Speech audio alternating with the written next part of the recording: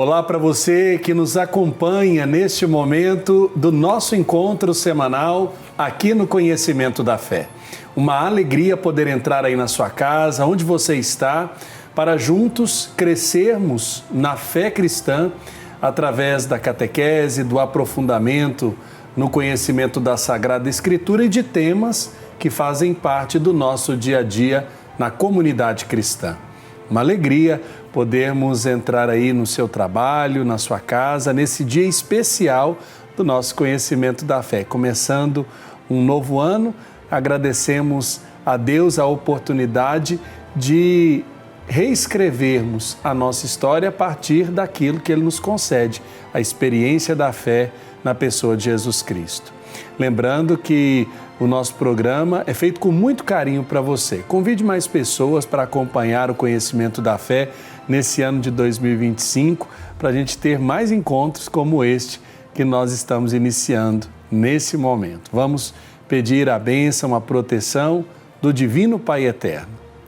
Pai nosso que estais nos céus, santificado seja o vosso nome.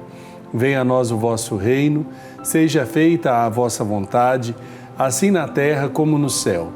O pão nosso de cada dia nos dai hoje, perdoai-nos as nossas ofensas, assim como nós perdoamos a quem nos tem ofendido. E não nos deixeis cair em tentação, mas livrai-nos do mal. Amém. Nesse tempo especial do Natal, vamos pedir a intercessão de nossa Mãe, Nossa Senhora. Ave Maria, cheia de graça, o Senhor é convosco. Bendita sois vós entre as mulheres, e bendito é o fruto do vosso ventre, Jesus. Santa Maria, Mãe de Deus, rogai por nós, pecadores, agora e na hora de nossa morte. Amém. E eu tenho um convite especial a fazer para você. Entre em contato hoje mesmo conosco, através da nossa central de relacionamento, para enviar a sua mensagem ou também o seu pedido de oração. Você pode participar da programação da TV Pai Eterno e das celebrações do Santuário Basílica de Trindade através do endereço @Basílica Pai Eterno ou acessar o nosso portal paieterno.com e tomar a decisão de contribuir com a construção do novo santuário. Faça parte da nossa família de amor. Ligue para nós ou envie uma mensagem pelo WhatsApp no 62 3506 9800. Ou se você está com seu smartphone, baixe gratuitamente na sua loja de aplicativos o nosso app Pai Eterno. Ali você poderá acompanhar a programação da TV Pai Eterno e as celebrações do Santuário Basílica de Trindade. O título Mãe de Deus, Theotokos em grego, afirma que Maria é a mãe de Jesus em sua totalidade, tanto divino quanto humano. Não significa que Maria seja a mãe da divindade em si, mas sim que Jesus, desde o momento da concepção, era uma única pessoa com duas naturezas, divina e humana. Portanto, ao dar à luz a Jesus, Maria deu à luz ao Deus encarnado.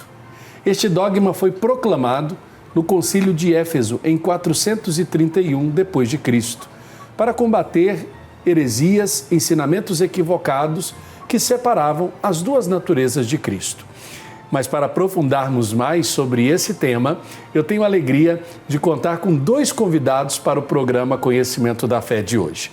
O meu confrade, irmão Nelson Hugo Carvalho de Oliveira, missionário redentorista. Irmão Nelson, bem-vindo. Muito obrigado, Padre Wellington. Obrigado a todos da TV Pai Eterno pela recepção. E também está conectado conosco, direto do Rio de Janeiro, o professor Vinícius Paiva, mestre em teologia. Professor Vinícius, bem-vindo. É uma alegria sempre estar com vocês. Nós começamos o nosso programa lembrando, então, a celebração do dia de Santa Maria, Mãe de Deus. O primeiro dia do ano, que a gente começa o Dia Mundial da Paz, mas que traz na celebração da liturgia a solenidade dedicada a Maria, Mãe de Deus, que transcende ao papel biológico, representando um elo fundamental na história da salvação cristã. A importância de celebrarmos Maria reside na obediência a Deus, permitindo a encarnação de Jesus e a salvação da humanidade. Eu começo perguntando para os nossos convidados sobre essa celebração. Professor Vinícius, por que nós começamos o ano, por assim dizer, com esta solenidade de Santa Maria, Mãe de Deus? A Igreja, quando definiu as datas marianas mais importantes, ou seja, que nós somos obrigados a celebrar para reconhecer a grandiosidade do mistério, esse dogma da Theotokos, Maria, Mãe de Deus, é uma dessas datas, né? Então, começar o ano, dia 1º de janeiro, celebrando e relembrando este dogma tão importante da fé católica, sinaliza para nós aquilo que deve ser o ano civil, um ano dedicado a Deus, dedicado às coisas de Deus. E o Dia Mundial da Paz, esse dia 1º, nada melhor do que refletir sobre aquela que trouxe a paz ao mundo, porque Jesus Cristo, o Verbo encarnado, é a nossa salvação e a paz para a humanidade. Irmão Nelson, quando nós falamos dessa data, a solenidade de Santa Maria, Mãe de Deus, por que é tão importante para as comunidades, o povo de Deus, celebrar esta solenidade no primeiro dia do ano? É importante nós termos em mente justamente isso, né? De que a Santíssima Virgem Maria, ela teve um papel importante na obra da redenção. Ao lembrarmos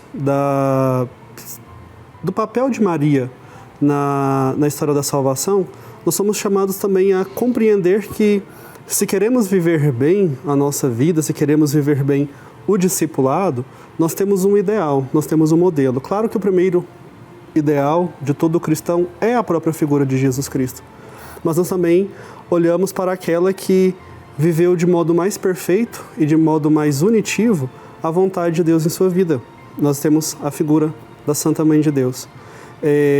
Celebrar então a Santíssima Virgem no primeiro dia do ano deve ser também para nós uma forma de buscarmos esse modelo, uma forma de buscarmos em Maria um protótipo para viver bem as nossas relações humanas, viver bem a nossa fé cristã. Professor Vinícius, quando nós falamos da solenidade de Santa Maria, Mãe de Deus, ela é celebrada num contexto maior do tempo do Natal. Como nós podemos relacionar esta importante solenidade com este tempo? O dia 1º é a 8ª, né? Então nós estamos ainda, estamos coroando a solenidade do Natal, o nascimento de Jesus Cristo entre nós, lembrando daquela que foi responsável por esse nascimento, porque se ela disse o sim, foi através do sim de Maria que ele veio até nós. Então o ano litúrgico, ele é vivido em momentos fortes, né? E um dos momentos fortes é justamente a época do Natal, né? Junto com a Páscoa, são as duas grandes festas cristãs. Então, coroar a 8ª de Natal com essa celebração, com essa solenidade, indica para nós aquilo que o Frei falou sobre a importância da Virgem Maria na história da salvação e como modelo de vida. Porque a liturgia, ela não é apenas celebrativa, ela é para a vida, celebramos para viver. Então, celebramos, e celebrar o Natal e coroar a 8ª de Natal com essa celebração significa partir para a vida e levar Cristo aonde ele não nasceu ainda. Olha só, é interessante, irmão Nelson, que também é missionário redentorista, Santo Afonso tem uma devoção especial à Santíssima Virgem, mas também ao mistério da encarnação. E isso é muito interessante porque ele aborda isso tanto na sua obra Glórias de Maria, como na prática do amor a Jesus Cristo. Eu queria que o senhor pudesse falar um pouco sobre esse modo como Santo Afonso entende da relevância dessa devoção que o fiel cristão é chamado a ter para com este sentimento filial junto à Santíssima Virgem. Quando nós vemos os pilares da devoção afonciana, né, a Eucaristia, a cruz e o presépio, nós, dando um enfoque à dimensão do presépio e da cruz, nós vemos como Maria é unida ao mistério de Cristo, como Maria ela é muito próxima, muito participante. Não é à toa que nosso Pai Fundador pede para que nós confiemos-nos sempre à Santíssima Virgem. Afinal de contas, ela deve ser o nosso modelo, ela deve ser o nosso modo mais fácil de se chegar a Jesus Cristo, né? Como ele já disse, né? Que o verdadeiro devoto de Nossa Senhora, ele não se perde. Então, quando nós buscamos o discipulado de Jesus Cristo, imitando os exemplos da Santíssima Virgem Maria, nós temos uma via muito segura de poder chegar até Ele. Maria, e eu acho isso muito importante, enfatizando justamente essa solenidade da Santa Mãe de Deus, Maria não é o ponto de chegada, mas ela é o caminho até Jesus Cristo. Então, ela é a nossa mediadora. Alguns, inclusive, afirmam ser também a corredentora, mas quando nós enfocamos e enfatizamos nessa solenidade em específico, né, da Santa Mãe de Deus, esse título que Maria recebe, ela não recebe por mérito próprio. Ela recebe esse título porque está intimamente ligada a Jesus Cristo. Ela é, como diz no grego, né, a Theotokos, ela é a portadora de Deus. Ela é aquela que nos traz o Salvador Jesus Cristo. Então, ter essa proximidade com a figura de Maria é ter a certeza de que nós conseguiremos chegar ao destino de Jesus Cristo. Não é à toa que, inclusive, na antífona da festa de Nossa Senhora do Perpétuo Socorro, ela é chamada de o Porto da Salvação, aquela que nos faz chegar até Jesus Cristo. Sim. Professor Vinícius, quando nós falamos da maternidade, e aí eu queria aproveitar que o estudo do senhor, o conhecimento do senhor na teologia, existe, por acaso, dentro da tradição religiosa, em alguma outra realidade, essa mesma categoria que nós atribuímos através dessa celebração à Nossa Senhora, Mãe de Deus? Existem entre aquelas realidades religiosas que a gente conhece, algo que se pareça, algo que se assemelhe, para a gente poder entender essa relação? Na verdade, o título Mãe de Deus, Theotokos, ele é o arquétipo de todos os outros, né? Então, ele está por trás de todas as devoções. Aliás, todas as devoções marianas, elas são uma experiência dessa maternidade de Maria em relação a cada um de nós, né? Eu falava no último congresso de Mariologia em Aparecida sobre as mariofanias, mas por trás das mariofanias existe uma filiifania, ou seja, a manifestação dos filhos de Deus. Então, convivendo com a Mãe de Deus, a gente aprende a ser verdadeiros filhos de Deus, filhos do Pai Eterno. Então, a Mãe de Deus nos prepara para essa relação filial. Então, eu diria que a Theotokos, essa maternidade divina, ela sustenta toda e qualquer experiência devocional, porque ao dizer o seu sim, ao se tornar mãe da pessoa divina, né? Então, vocês sabem, todos nós sabemos que Jesus Cristo assumiu a natureza humana integralmente, é totalmente homem e totalmente Deus. E ao se encarnar, ele não deixou de ser quem ele era. Ele é a pessoa divina, a segunda pessoa da Santíssima Trindade, que assumiu integralmente a natureza humana. Então, é um erro, por exemplo, dizer, e é muito comum ouvir isso na catequese, que Jesus Cristo é uma pessoa humana. Ele não é uma pessoa humana. Ele é uma pessoa divina que assume integralmente, totalmente a humanidade. Agora, o seu eu, a sua individualidade, é Deus mesmo. E ser mãe dessa pessoa que para sempre se tornou uma só, né? Deus feito homem, o Verbo encarnado, isso coloca Maria num papel, num lugar muito especial, inclusive como mãe da humanidade. Então, tudo isso é celebrado nesse mistério. Então, esse mistério ele é desdobrado através de várias experiências devocionais, mas aqui, nesse título, ele está totalmente concentrado. Perfeito. Irmão Nelson, eu acho que também a gente começa a ver relações, né, dentro da expectativa de nossas famílias, da própria estrutura da nossa sociedade, a identificação deste papel, né, maternal. Também tem toda uma relevância para o mundo da época, né? Dar este reconhecimento à Nossa Senhora é fundamentalmente também reconhecer Jesus, como o próprio professor Vinícius nos disse, como Deus mesmo, integral, né, na sua realidade, que assume a nossa condição. Sim, com certeza. E não é apenas um título que surge por ocasião do Concílio de Éfeso, ali em 431, já em meados do século V.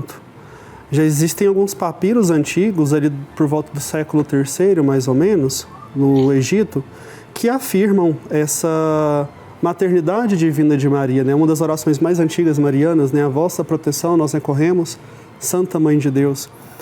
Já no século III, os cristãos no Egito, tem esse registro histórico, já evocavam a Maria como a Mãe de Deus. O que o concílio define ali no meados do século V é algo que já está muito próprio no sentimento do povo. Reconhece Jesus Cristo de fato como o verdadeiro Deus. Mas isso que o professor Vinícius trouxe é interessantíssimo. Existiam muitas dúvidas sobre quem é de fato Jesus Cristo. É pessoa humana? É pessoa divina? Como se dá essa união? Como se dá essa junção das naturezas, das vontades? Enfim, não é uma malícia, uma má vontade ou uma maldade por parte de algumas pessoas que eram heréticas daquela época em dizer que não. Nós temos ali duas pessoas. Na verdade, não havia um certo conhecimento ou uma certa clareza, melhor dizendo, não havia uma certa clareza de fato sobre como se operou o mistério da encarnação. Então, os padres, no Concílio de Éfeso e depois, posteriormente, no Concílio de Calcedônia, definem. É uma pessoa divina, com as suas naturezas, natureza humana e divina. Santo Atanásio, inclusive, tem uma carta que é, inclusive, colocada no ofício das leituras neste dia, né, que afirma justamente isso. É uma pessoa que assume as duas naturezas, encarnado no ventre de Maria. Por isso que ela recebe o título de Mãe de Deus. É bonito, inclusive, nessa carta, que Santo Atanásio coloca Maria como a nossa irmã. E, de fato, Maria é a nossa irmã. Ela é também filha de Deus e nós também somos filhos de Deus. Mas essa nossa irmã, Maria, possui um papel muito importante na história da salvação. Ela foi eleita para ser a mãe do Verbo de Deus, a segunda pessoa da Trindade, o Logos Divino. Perfeito. Nós vamos para um rápido intervalo. Na volta, voltamos com o professor Vinícius, com o irmão Nelson, falando um pouco mais sobre esta solenidade que a Igreja celebra e sobre o desenvolvimento deste dogma no coração da Igreja, o dogma Theotokos, Maria, Mãe de Deus. Vou para um rápido intervalo, volto daqui a pouco e espero você.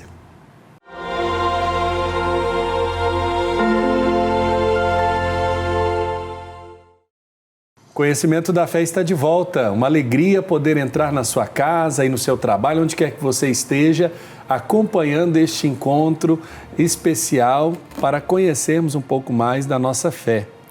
Nesse contexto do tempo do Natal, a celebração da solenidade de Santa Maria, Mãe de Deus, ganha grande relevância. No primeiro dia do ano, nós somos chamados a celebrar esta solenidade. E para falarmos sobre isso, nós temos dois convidados hoje. O professor Vinícius Paiva, mestre em teologia, e o missionário redentorista, irmão Nelson Hugo de Oliveira. Professor Vinícius, existem alguns termos que a comunidade, o povo de Deus tem uma certa dúvida. Primeiro, falar sobre um concílio. O que é um concílio, para que a gente possa, nessa nossa catequese, explicar melhor para as pessoas, para entenderem primeiro o que é um concílio. Em linguagem bem acessível, um concílio nós poderíamos dizer que é quando a Igreja se reúne para decidir questões importantes que dizem respeito a toda a igreja. Então, quando falamos a igreja, toda a igreja está representada. Então, os bispos do mundo inteiro se reúnem naquele concílio. Isso acontece algumas vezes ao longo dos séculos, né, para definir questões importantes. Podem ser questões dogmáticas, e no início do cristianismo, muitos concílios foram realizados para que questões dogmáticas fossem decididas, como Niceia, Constantinopla, Éfeso, e também questões pastorais, né? Por exemplo, o concílio que está mais perto de nós, que é o Concílio Vaticano II, realizado de 1962 a 1965, foi um concílio onde bispos do mundo inteiro, e ali todo o povo de Deus, representado por seus bispos, inclusive foi um concílio onde também houve a participação de outras igrejas ecumênicas também, um concílio ecumênico, uma participação ecumênica. Foi um concílio mais pastoral. Nenhuma questão dogmática foi definida no Vaticano II, mas questões pastorais importantes, como, por exemplo, em relação à liturgia e a possibilidade de celebrar a liturgia na língua vernácula. Então, veja, os concílios sempre acontecem por um motivo muito importante, para decidir questões importantes, e o grande protagonista do concílio é o Espírito Santo. E isso pode ser visto já em Atos capítulo 15, naquela primeira questão sobre a circuncisão. Então, o concílio faz parte, é o jeito do Espírito Santo de conduzir a Santa Igreja. Agora, existe sempre, para que seja proclamado um dogma, toda uma discussão anterior, né? O dogma, ele não é inventado dentro do concílio. E aí eu queria que a gente pudesse relembrar um pouco. O irmão Nelson disse isso. Antes de ser proclamado o dogma do Theotokos, a tradição da igreja, os padres da igreja, as devoções já referenciavam e reconheciam Maria como Mãe de Deus. Em outros dogmas isso também aconteceu, não é mesmo, professor Vinícius? Sim, em diferentes graus, mas chama a atenção o Concílio de Éfeso pela questão do quanto o povo ele amava e proclamava a Virgem Maria. Os historiadores relatam que ao dogma ser proclamado, houve uma grande festa, uma grande comoção popular, porque o povo já respirava aquele título, já fazia parte. Então, existe um sensus fidelium, né? Existe um sensus fidei, né? A fé do povo, e isso hoje é estudado amplamente na teologia. Então, o Espírito Santo também, ele fala através dos pastores, mas os pastores também devem observar aquilo que o povo de Deus, como corpo místico de Cristo, ele vai indicando, né? E o dogma da Theotokos foi um claro exemplo de um dogma que foi conclamado pelo povo e foi ratificado pelos pastores em 431. É interessante, irmão Nelson, é preciso dizer, e o professor Vinícius nos ajuda nessa reflexão.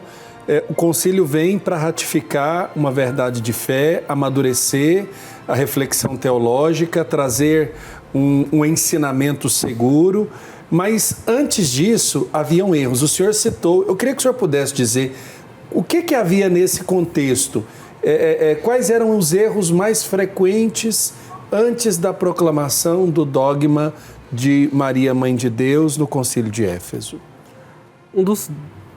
Das maiores heresias que a gente tem nessa época, que inclusive... Primeiro vamos lembrar, o que é uma heresia? Porque quem está em casa talvez pode se perguntar, o padre usa termos próprios da teologia, por isso que eu gosto de trazer os nossos convidados para que possamos explicar estes termos. O que seria, então, uma heresia? Heresia é um ensinamento que é tido como longe da ortodoxia. E aqui que é a ortodoxia não tem a ver necessariamente com as igrejas ortodoxas. Ortodoxia tem a ver com o caminho reto, com o caminho seguro, né? A terminologia grega é isso. Então, nossa fé católica também é fé ortodoxa, porque é uma fé segura, uma fé reta, uma fé que nos garante a salvação. Então, a heresia são esses ensinamentos que vão para fora deste caminho reto. Então, tem a ver com a separação, com o distanciamento. E desses erros, dessas heresias, quais que eram os mais comuns aí nesse caso? Nessa se destaca, sobretudo, o nestorianismo, que fala das diferenças das pessoas, da pessoa humana e pessoa divina. E aí nós temos várias ramificações, vários desdobramentos. Algumas dessas heresias falavam que a pessoa divina de Jesus Cristo foi assumida no seu batismo e não no mistério da encarnação. Outras falavam que Jesus Cristo era apenas uma pessoa aparente, então era Deus, perfeito Deus, mas a sua dimensão humana era como se fosse um holograma. Então, se é um holograma, o sacrifício da cruz não foi um sacrifício verdadeiro. A encarnação não foi uma encarnação verdadeira. Então, nós temos aí muitas dificuldades nesse período, e é normal que se tenham muitas dificuldades, porque nós precisamos compreender bem aquelas civilizações ali do Mediterrâneo. Muitas correntes filosóficas, muitas formas de se compreender a vida, e aí acaba que a fé também é influenciada por isso. Então, as pessoas tinham, de fato, muitos pensamentos opositivos. Entretanto, a Igreja preferiu sempre esses ensinamentos que têm total consonância com o Evangelho, total consonância com a verdade revelada. Professor Vinícius, eu queria também ouvir do senhor, dentro desse contexto de uma definição dogmática, né, que a Igreja emanou aí por algumas vezes, e quando a gente toma o depósito da fé, expresso ali tanto no catecismo, nos documentos da Igreja, nos escritos mesmo dos padres da Igreja, quando a gente olha para tudo isso, qual que é a função do dogma? Porque quando nós falamos do dogma como verdade de fé, a Igreja ela está dizendo que a forma certa de se acreditar, né, nesta realidade é a partir deste enunciado que ela emana. Qual que é o papel do dogma nesse sentido aí, principalmente desses equívocos? Porque parece que existiam muitos, mas muitas correntes, né?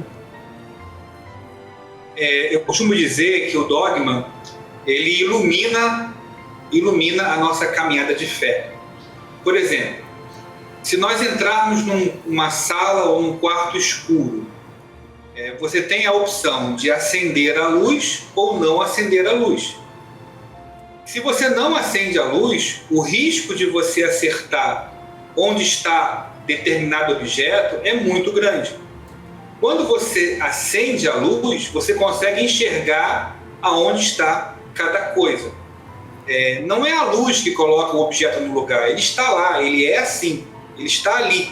Agora, para achá-lo, é preciso acender a luz. Então, a Igreja, ela não cria dogmas, ela define, ela acende a luz para que possamos enxergar a verdade.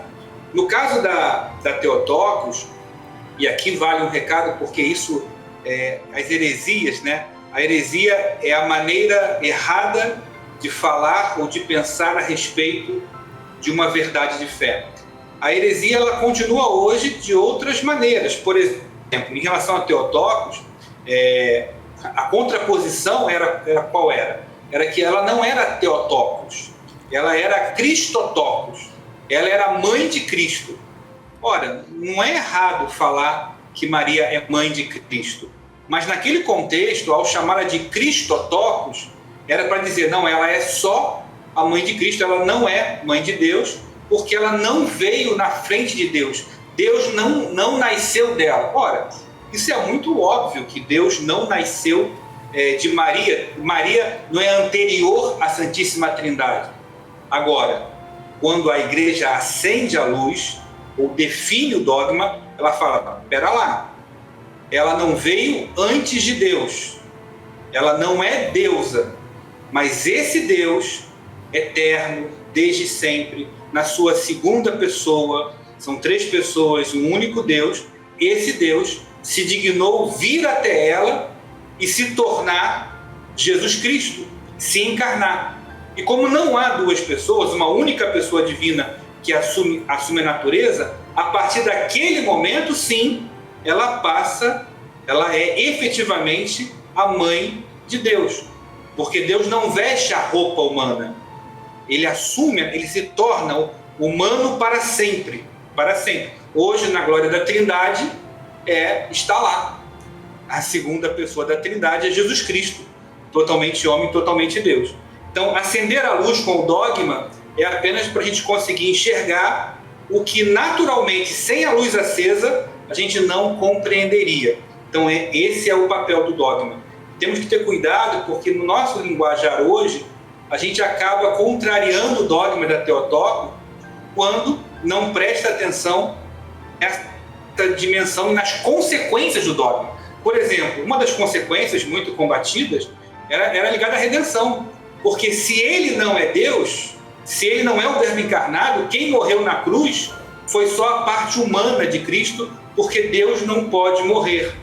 Ora, se Deus não morreu, quem é que morreu ali na cruz por nós? Sim, ali morreu, ali passou pela morte, experimentou a morte, a segunda pessoa da Santíssima Trindade. E é por isso que temos a redenção.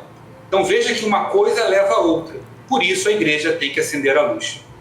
Olha que importante isso, né, irmão Nelson? Sim. Até porque tantas pessoas que procuram conhecer a fé não talvez teriam a facilidade ou a segurança para tratar de determinado assunto dentro da própria teologia. Por isso que o nosso esforço é de sempre colocar acessível às pessoas estes temas que estão presentes na vida, na celebração, né, das nossas comunidades, mas de forma mais aproximada, não é mesmo?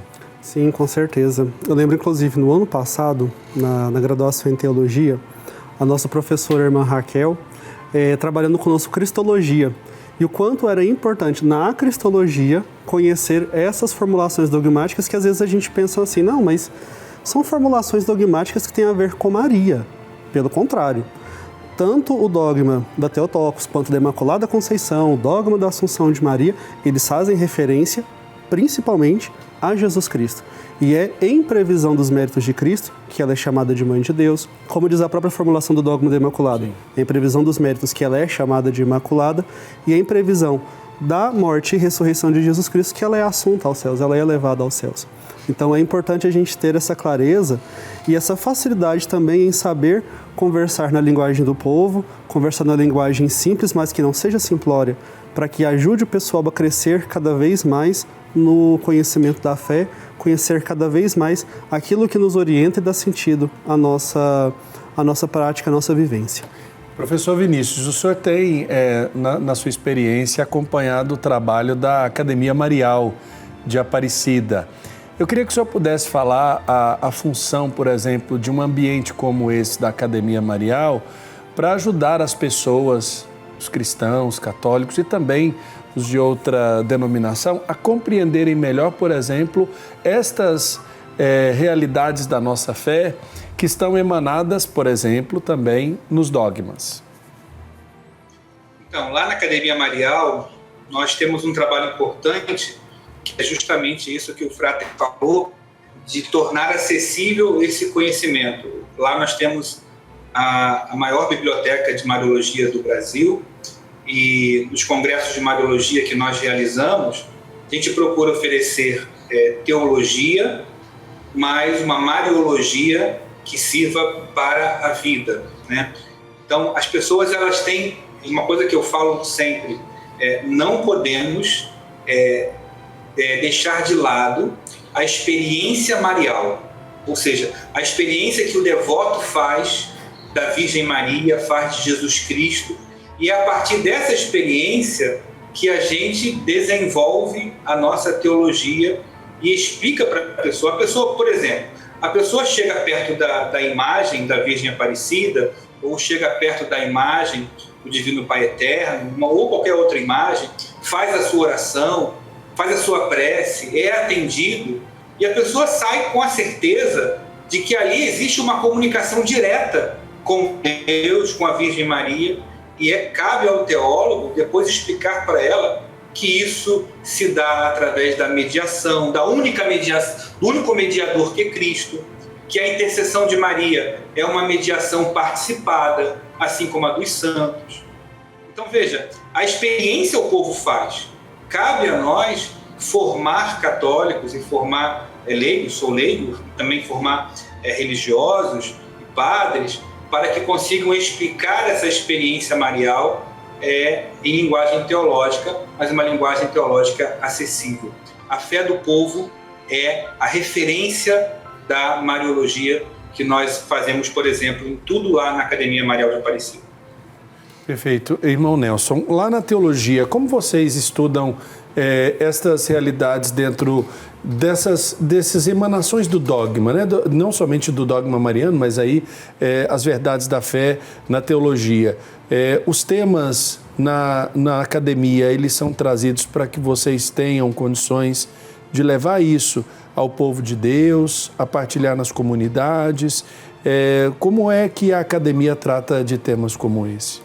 Bom, nós temos algumas disciplinas da área da dogmática, né? Então, nós somos chamados a ver aquilo que é o dogma em si da igreja, aquilo que foi formulado nos concílios, aquilo que foi definido, né? E, obviamente, a gente tem que meio que destrinchar tudo isso, sistematizar também, né, em certo sentido. E, por exemplo, no caso desse dogma da maternidade divina de Maria, no ano passado nós tivemos algumas disciplinas de liturgia, de catequética, de mariologia, inclusive, e que nós fizemos um trabalho de campo com algumas comunidades de uma paróquia aqui de Goiânia, da paróquia Cristo Redentor, ali no Alto da Glória, e nós levamos para a comunidade, então, uma forma de conhecer melhor a Mariologia, inclusive neste dogma da maternidade divina de Maria. Então, nós temos o trabalho acadêmico de compilar os textos, de conhecer a fundo aquilo que a igreja diz, mas também temos que ter essa preocupação de que esse conhecimento ali vivenciado na academia, nós consigamos também levar para o povo de uma maneira que seja muito simples, acessível e que os ajude a viver uma vida de fé, uma vida de comunidade. Nós vamos para um rápido intervalo. Na volta, vamos continuar falando sobre esta importante celebração que reflete o dogma de Nossa Senhora, Mãe de Deus. Vou para um rápido intervalo, volto daqui a pouco e conto com a sua audiência.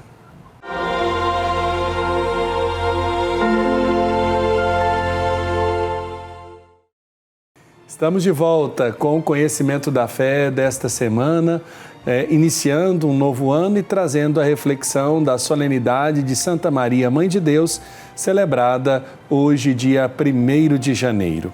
Estão conosco o professor Vinícius e o irmão Nelson Hugo. Professor Vinícius, nós estamos num contexto, e aí um contexto de celebração do jubileu, né, o jubileu da esperança, que no ano de 2025 nos convida também a lembrar as celebrações do Concílio Vaticano II. E um documento importante do Vaticano II, que fala dentro das realidades da Igreja, traz no capítulo 8º, se não me engano é a Lumen Gentium no capítulo 8º, fala sobre Nossa Senhora. Eu queria que o senhor trouxesse o que o senhor acha de mais relevante para a gente poder lembrar aí, nesse contexto desse documento, e por que o capítulo 8º foi dedicado a Nossa Senhora. No Concílio Vaticano II houve uma discussão interessante se valia a pena escrever um documento à parte para falar de Maria, da Mariologia, ou se incluía a Mariologia dentro do documento da Constituição sobre a Igreja. E prevaleceu essa segunda tendência, né? Ainda bem, porque não existe uma Mariologia separada da Igreja, da Cristologia, por exemplo. Então está lá, o capítulo 8, ele fecha a Lumen Gentium, é um capítulo riquíssimo, é quase um tratado de Mariologia e tem passagens riquíssimas e aponta para realidades muito interessantes, como, por exemplo, eu destaco sempre os números 60, 61 e 62 da Lumen Gentium, que o nosso povo, sem saber, usa muito, que é a intercessão da Virgem Maria. E eu acho muito bonito quando a Lumen Gentium vai dizer que ela perdura o seu ministério, ela continua intercedendo ininterruptamente por nós, granjeando os dons da salvação. É como se Maria não está descansando no céu. Ela continua exercendo o seu ministério materno. Por isso faz sentido, né, celebrarmos hoje essa maternidade. Não é uma mãe aposentada, é uma mãe na ativa, uma mãe que cuida. E esse Jubileu da Esperança, convocado pelo Papa Francisco, né, esse Jubileu dos 25 anos, onde nós somos chamados a sermos ministros e portadores, peregrinos da esperança. Nosso grande modelo é a Virgem Maria, porque ela continua seguindo à nossa frente. Perfeito. Irmão Nelson, celebrar o contexto desse novo ano, né? Maria, Mãe de Deus, no primeiro dia do ano, celebramos também esta relação que o Concílio Vaticano II tem com este reconhecimento da pessoa de Maria nesse contexto, desse grande acontecimento da vida da Igreja. Sim, tanto que antes do concílio, da reforma litúrgica do concílio, a festa da Santa Mãe de Deus era, salvo engano, no dia 11 de outubro, que era a data que comemorava o encerramento do concílio de Éfeso. E era transferida para o 1º de janeiro, para a oitava do Natal, justamente com este sentido de compreender cada vez mais que Maria é indissociável à figura de Jesus Cristo. No Evangelho da noite do Natal nós vemos lá o anúncio aos pastores, e no Evangelho da oitava, da festa da Santa Mãe de Deus, nós vemos os pastores indo em adoração a este rei que nasceu, este que é o príncipe da paz. Então, celebrar a Mãe de Deus nesse 1º dia de janeiro deve ser para nós cristãos motivo de muita confiança e de esperança, de acreditar naquela que, inclusive, é uma das orações da antífona de entrada, né? Aquela que nos deu ao mundo o Rei dos séculos eternos, que reinará para sempre. Sim. Professor Vinícius, nós podemos dizer que depois do Concílio Vaticano II, nós tivemos um maior impulsionamento, por exemplo, nesta área específica de estudo da teologia, que é a Mariologia.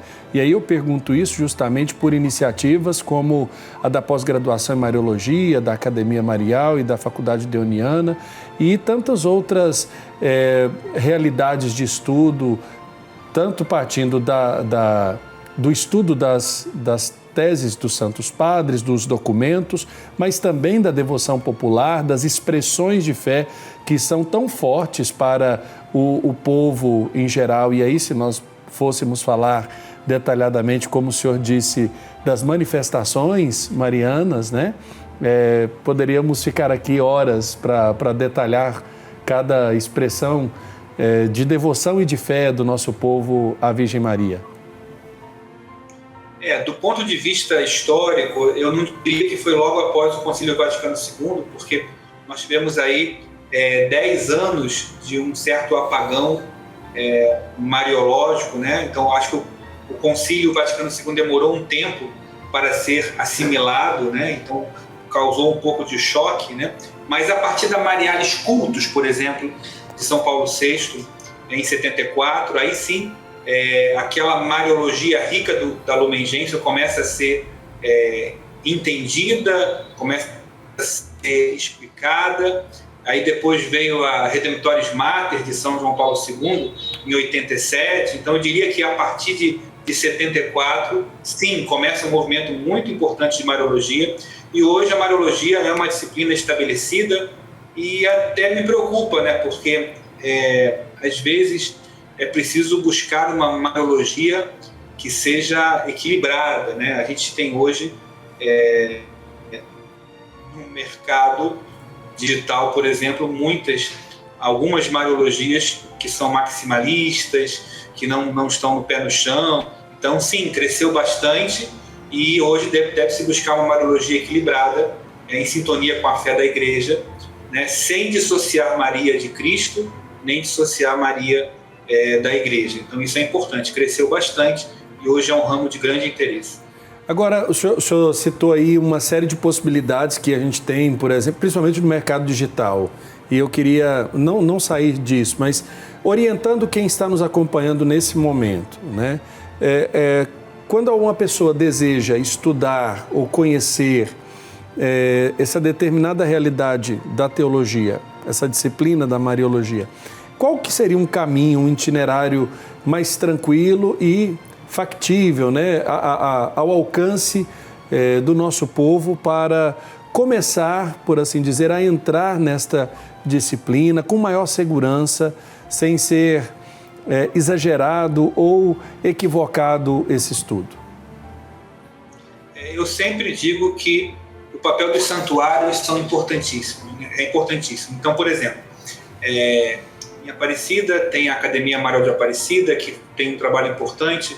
Eu sou assessor teológico lá, participo da diretoria também. Então, é o Centro Mariológico do Brasil, a Academia Marial. Então, a primeira coisa, ver se aquele influencer ou aquela pessoa que está se postulando a falar de Mariologia se está em sintonia com a Academia Marial, com a CNBB e com os santuários, né? Então, todos os trabalhos desenvolvidos, programas de televisão como esse e como outros, em torno dos santuários, é um lugar seguro, né? Mas aquilo que se produz de maneira isolada da igreja, que fala, às vezes tem uma linguagem dupla, né? Defende Maria, mas critica o Papa Francisco, se afaste disso porque não é um bom caminho. Tá aí uma interessante orientação, irmão Nelson, também para quem nos acompanha, e nas nossas comunidades tem muita gente com sede de conhecimento, mas é preciso apontar um caminho seguro, né? Sim, com certeza. Sempre lembrar daquilo que, inclusive, nós rezamos na novena perpétua que a gente tem aqui como tradição aqui no estado de Goiás, da novena perpétua, a Mãe do Perpétuo Socorro, que faz referência, inclusive, a Mariales Cultos, né? Em Maria tudo se refere a Cristo e tudo depende dele. Então, se é de fato algo que faz referência a Jesus Cristo, se é algo que de fato está em consonância com a igreja, é seguro. E, claro, é importante nós termos isso em mente. Maria, ela é parte da igreja, Maria não pode ir contra a igreja. Então, se nós temos uma devoção de fato filial à Santíssima Virgem Maria, a gente tem que ter essa atenção e esse cuidado. Se estamos realmente seguindo a Maria, estamos no caminho mais íntimo a Jesus Cristo. Perfeito. Professor Vinícius, dentro daquilo que o senhor apresentou, eu queria que o senhor partilhasse um pouquinho desse tema que o senhor apresentou no congresso da Academia Marial. O senhor disse de um termo teológico. Eu queria que o senhor pudesse explicar um pouquinho. Nós ainda temos um tempo aqui no nosso programa. Eu gostaria que o senhor pudesse partilhar com os nossos telespectadores. O congresso do ano passado foi sobre as mariofanias. Foi bastante interessante. A gente não fala só de aparições, mas fala das manifestações marianas em todo o Brasil. Agora, o que eu desenvolvi no congresso é que por trás de cada mariofania deve haver uma filiifania, ou seja, aquilo que São Paulo fala na carta aos Romanos, a criação aguarda ansiosamente a manifestação dos filhos, filiifania, ou seja, que os filhos de Deus assumam o seu compromisso. Porque, veja, se de fato eu faço uma experiência com Maria, né, uma experiência pessoal, uma experiência de visitar um santuário, e se uma aparição é autêntica, por exemplo, né, e a igreja lançou no passado alguns critérios, renovou alguns critérios em relação à aparição, e isso é um tema interessantíssimo, essa experiência, essa mariofania precisa desenvolver frutos na vida, né? Precisa me tornar um melhor filho de Deus, uma melhor filha de Deus. Então, é um pouco o desdobramento da experiência que se faz com Nossa Senhora. Então, o congresso foi em torno disso, das mariofanias, os pontos que devem ser tomados atenção, os frutos dessas experiências, que é inegável, né? A Virgem Maria, ela está de corpo e alma no céu e ela continua cuidando da humanidade. Agora, como é que se desdobra na vida prática? Isso aí é o exercício que nós temos que fazer diariamente. Perfeito. Eu quero agradecer aqui a participação do professor Vinícius. Muito obrigado, professor. Espero contar com a participação do senhor também em outras ocasiões. Sempre que ele precisar, estou à disposição. Irmão Nelson Hugo, muito obrigado pela disponibilidade também em participar desse programa. Também agradeço pela oportunidade de estar aqui compartilhando, desse que a gente aprende na academia, também precisa transmitir às pessoas também. É uma oportunidade magnífica, uma alegria muito grande. Nós queremos agradecer também a você, caro telespectador, que nos acompanha nesse primeiro dia, no nosso primeiro programa do ano, né? Nosso primeiro Conhecimento da Fé de 2025. Pedindo a bênção de Deus, quero lembrar aqui uma oração muito especial de São João Paulo II para um novo ano. Ele diz: que o Senhor te abençoe e te proteja, que o Senhor faça resplandecer a sua face sobre ti e seja benevolente, que o Senhor dirija o seu olhar sobre ti e te conceda a paz. Além disso, repitamos com fé e esperança as palavras do apóstolo: Cristo é a nossa paz. Tenhamos confiança na ajuda do Senhor, na materna proteção de Maria, a Rainha da Paz. Apoiemos essa nossa esperança em Jesus, nome de salvação dado aos povos de todas as línguas e raças.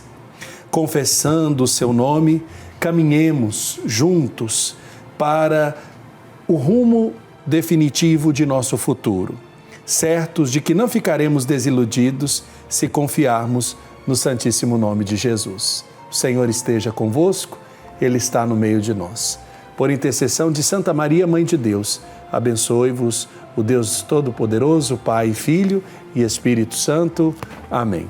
Um abraço, muito obrigado pela sua audiência. Até a próxima semana com mais Conhecimento da Fé.